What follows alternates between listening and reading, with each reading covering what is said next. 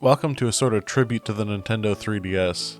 As you may or may not know, by the time this video gets uploaded, the 3DS eShop will only be around for one more week, and then it's gone forever. It's going to be permanently shutting down on March 27, 2023. This is kind of an end to an era for Nintendo, seeing as the 3DS was the thing that was keeping them afloat during the Wii U's failure. All good things must come to an end though, and I can still recall fantastic memories about the system to this day. I have pretty fond memories of spending hours observing my Mii's in Tomodachi Life, farming for beetles in Animal Crossing New Leaf, and creating a living Pokédex in Ultra Moon. Those are a few of the memories I've had with the console, but it's just upsetting that future generations won't have a way to experience games on the 3DS like I did. It's one of the main defining platforms of Generation Z. The main reason I say this is because, well, there's no way of really preserving the 3DS.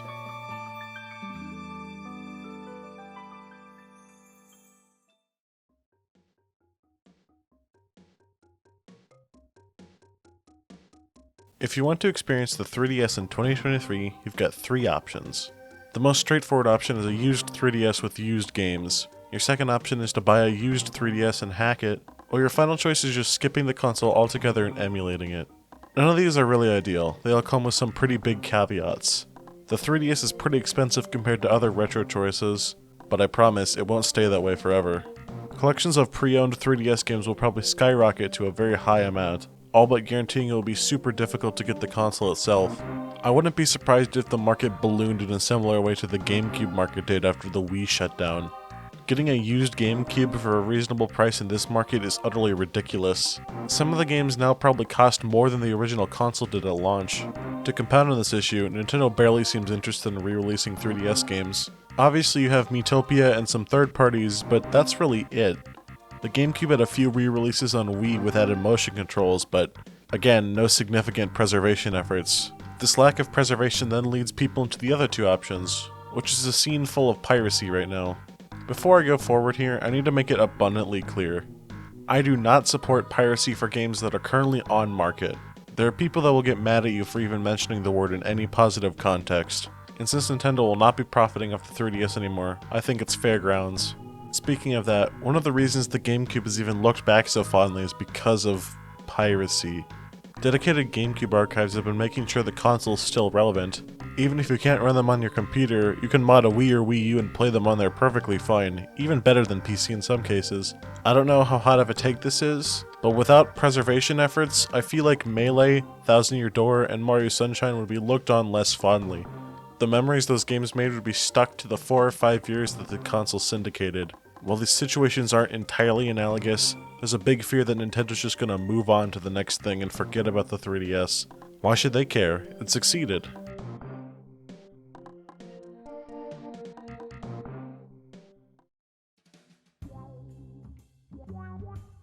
Unlike the GameCube though, there are no trustworthy archives of 3DS games out there, and if I had to guess, there probably won't be for a while. The only archives I know are meant to give you ROMs and viruses. And if these sites aren't filled to the brim with sketchy stuff, then they're almost certainly incomplete. The 3DS is arguably the first time Nintendo really utilized the eShop to its full potential. Sure, it was there on the Wii, and obviously the Wii Shop channel is classic, but when you look back on it, WiiWare games weren't that impressive. The 3DS had a flourishing digital market front, and that's gonna go all away soon. It's easy to preserve a physical game, but it's a lot harder to preserve a digital-only one. One technical failure and it's gone forever.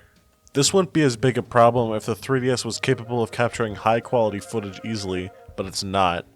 That's arguably one of the best things it's known for online, being impossible to record cleanly off of. And as a streamer, I am very familiar with recording problems for older games, so let me create a little analogy that will hopefully paint a better picture of the situation.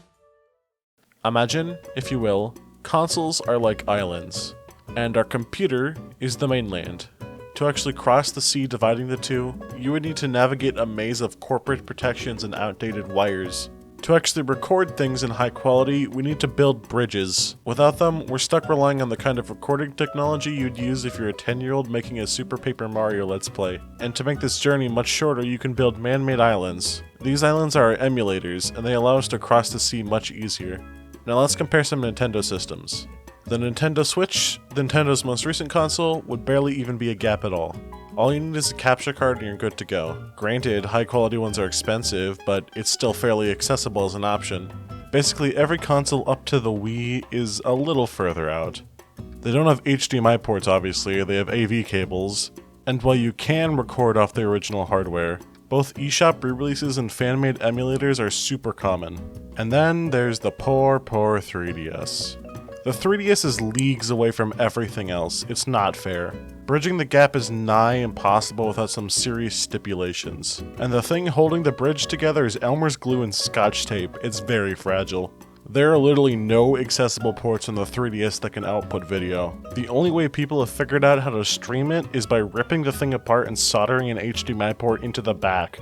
This Frankenstein-esque operation is very hard and can take a lot of time to learn how to do properly. And the best people, who know the most about it, are moving on to do better things with their life. Kits aren't being sold and the people who actually know how to do the mod aren't doing them. But then what about emulators, you may be wondering? Well, we've got Citra. Now, I don't mean to be rude to the people who made Citra, because they're very talented people. I promise you I couldn't make a 3DS emulator, I'm not that smart, but it's not really adequate for any form of preservation. The best thing I can compare it to is probably Project 64. Project 64 was built specifically to run a couple of games, mainly Mario 64, and those games it runs really well, it runs perfectly, like no flaws. But everything else ranges from just decent to actually unplayable. Glitches in graphics and audio are a dime a dozen. And a decent portion of the library can't even be played. Like, they have a list, and a lot of the library is just, this game has issues where you can't beat a certain section. Now obviously Citra is still in development, and it probably will never be finished developing, but as it stands, we kind of need an urgent solution. By the time the Wii Shop closed, we had the infrastructure built up, but not with the 3DS. If you have any technical knowledge on the 3DS, I would heavily recommend you go and help out Citra, and if you don't, throwing more money at them will definitely help out. I want to see a day where Citra is just as good as Desmume or Dolphin. This is basically me apologizing for saying Citra's not that good earlier. Please go donate to them to make it better. They need all the support they can get.